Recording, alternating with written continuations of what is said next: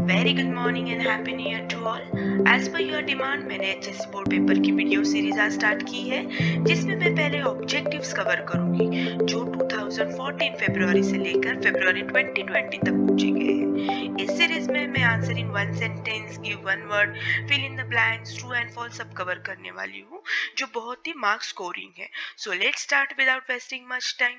सो आज मैं सिर्फ आपको answer in one sentence cover करूंगी। So let's start. देखो, लास्ट ईयर तक ये जो ऑब्जेक्टिव्स थे 15 मार्क्स के लिए थे, लेकिन दिस ईयर उन्होंने ये 20 मार्क्स बनाए हैं। ऑलरेडी मैंने reduction of syllabus, paper pattern ये वीडियोस अपलोड किए हैं, इसकी लिंक भी मैं आपसे शेयर करूंगी। सो प्लीज आप वो एक वीडियो एक बार देख लीजिए। तो पहला क्वेश्चन हमेशा पूछा जाता है कि answer in one sentence.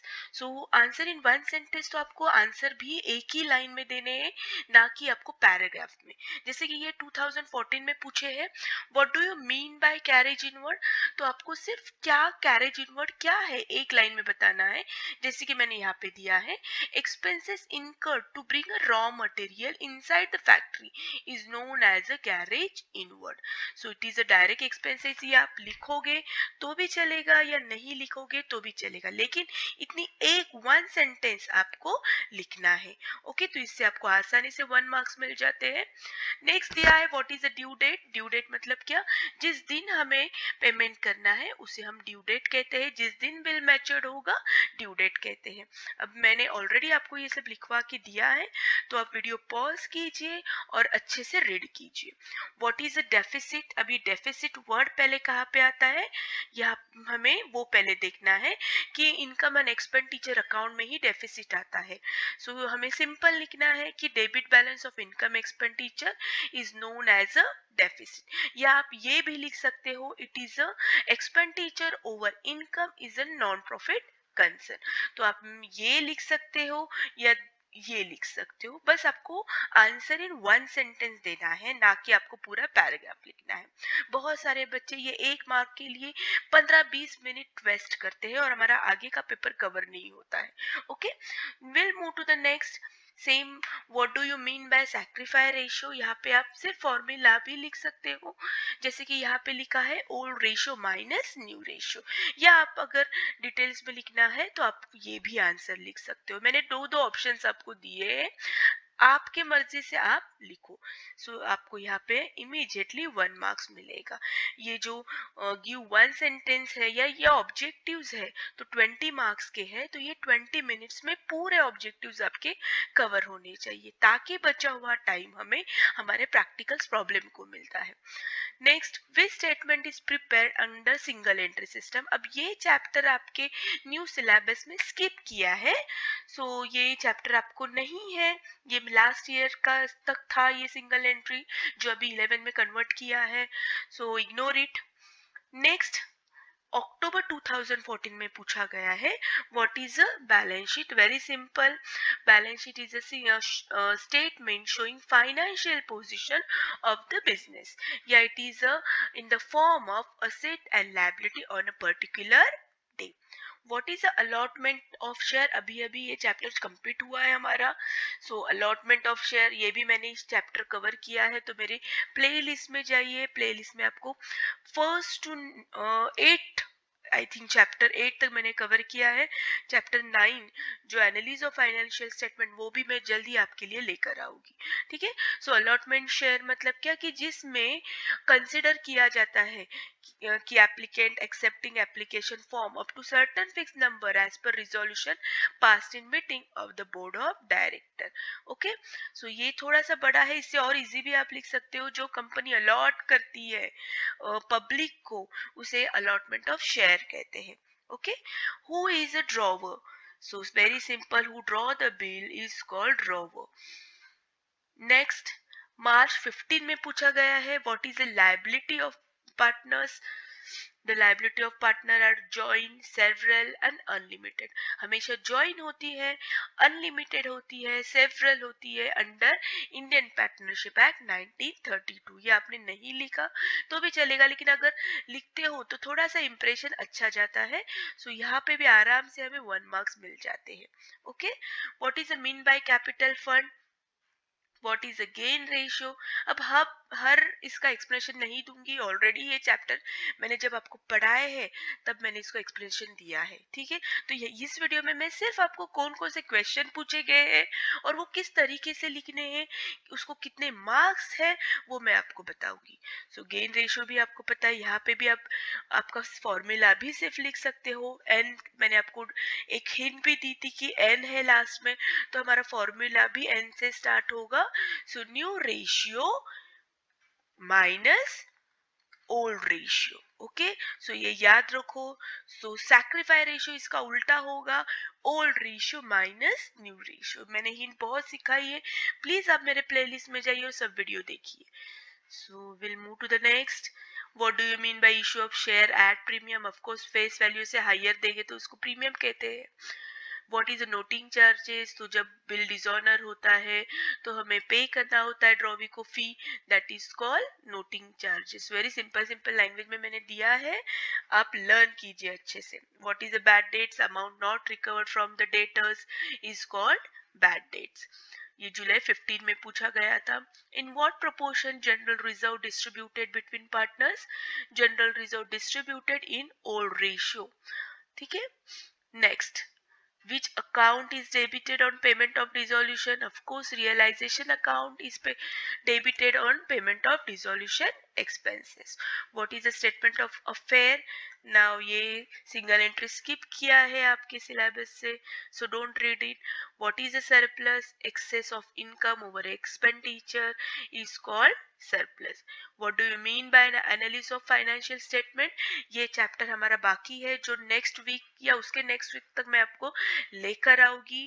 So analyst मतलब तब मैं आपको ऑफकोर्स एक्सप्लेनेशन दे दूंगी। Critical evaluation of financial statement regarding profitability, solvency, growth is known as financial statement.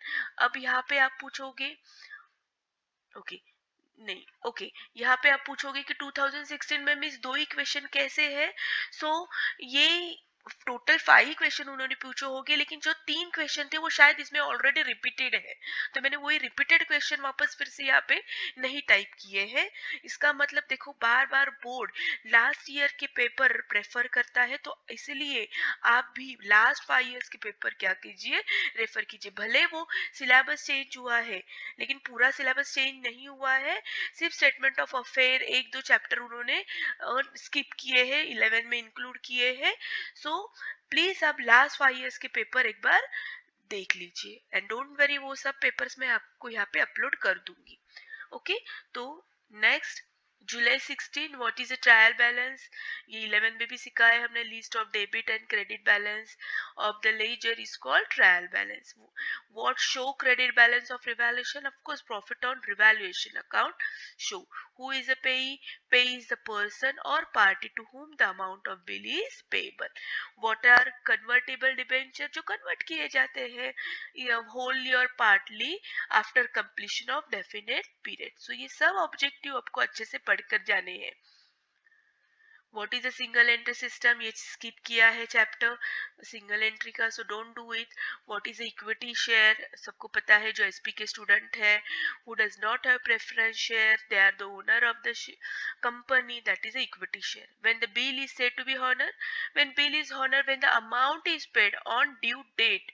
देखो, ड्यू डेट के पहले अगर पे होता है तो that is called retirement of bill, लेकिन ऑन ड्यू डेट पे होता है तो that is a honour bill.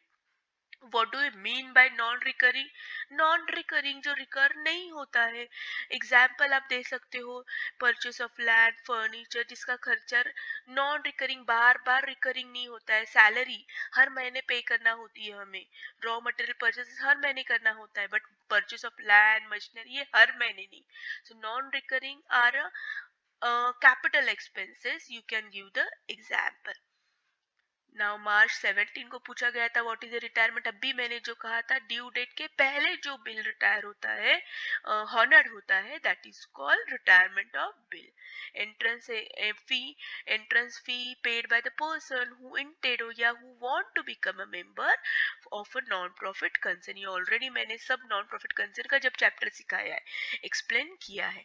What is a qualified acceptance? जहाँ पे कंडीशन होती है उसको कहते हैं qualified expenses. Where gross profit transfer, of course profit and loss account, revaluation account जहाँ पे चेंजेस हम लिखते हैं, किसके चेंजेस, जहाँ पे असेट एंड लायबिलिटी इंक्रीज और डिक्रीज लिखते हैं, उसे हम रिवैल्यूएशन अकाउंट कहते हैं। Which account is maintain under single entry system, ये स्किप करो क्योंकि ये आपको नहीं है। व्हाट इज ऑथराइज कैपिटल, तो जो कंपनी मैक्सिमम अमाउंट इशू कर सकती है, उसकी कैपेसिटी, परमिशन जो एमओए में लिखा जाता है, उसे कहते हैं ऑथराइज कैपिटल। 20 में पूछा था, मतलब लास्ट ईयर ही पूछा था, the person who draw a make the bill is called drawer. अभी एक बार रिपीट भी हुआ है ये question. What do you mean by dissolution of partnership firm? Of course, जब टर्मिनेशन होती है पार्टनरशिप फर्म की या बिजनेस एंड होता है, उसे कहते हैं डिसोल्यूशन। तो आप इतना भी लिख सकते हो या यहाँ से ही लेके यहाँ तक भी लिख सकते हो। You have to give only in one sentence, इतना याद रखना है। Okay, now third question, what is the balance sheet, अभी जस्ट पूछा गया था। तो देखो बार बार बोर्ड वही क्वेश्चन रिपीट करती है, तो मैं रिक्वेस्ट करती हूँ कि हफ्ते में से एक बार आप ये वीडियो एक बार देखोगे ना, तो बोर्ड के एग्जाम तक, अब बोर्ड का चालू है कि अप्रोक्स मई में, अभी तक डेट आई नहीं है, टेंटेटिव चालू है कि मई तक हमारी शायद एग्जाम हो सकती है, तो तब तक आप ये सब कवर कीजिए ताकि 20 मार्क्स आपके आराम से इंक्रीज हो जाए। ओके, बैलेंस शीट हो गई, then will turn the page. Next, what do you mean by cash flow statement, ये हमारा बाकी है सिखाना। सो जहाँ पे इनफ्लो एंड आउटफ्लो, मतलब कैश कितनी इन हुई है और कैश कितनी आउट हुई है, ये हमें जो स्टेटमेंट होता है उसे कैश फ्लो स्टेटमेंट कहते हैं। डोंट वरी, एनालिसिस ऑफ जो है हमारा चैप्टर 9 फाइनेंशियल स्टेटमेंट, वो मैं आपको पढ़ाऊंगी तो आपको समझ में आ जाएगा। And last one, which receipt is all called capital receipt, तो जो नॉन रिकरिंग है, जैसे कैपिटल एक्सपेंडिचर है वैसे कैपिटल रिसीट है, जो बार बार इनकम नहीं होती है, जैसे कि donation for specific construction of building, ये बार बार रिकर नहीं होती है, उसे कहते हैं capital receipt. So I hope आपको समझ में आया है। प्लीज ये वीडियो बार बार देखिए तो आपके 20 मार्क्स आराम से आपको मिल जाएंगे। सो फ्रेंड के साथ जरूर शेयर कीजिए। Thank you so much. Next जो सीरीज में लेकर आऊंगी उसमें गिव वन वर्ड मैं आपको कवर करूंगी। So have a nice day, bye bye.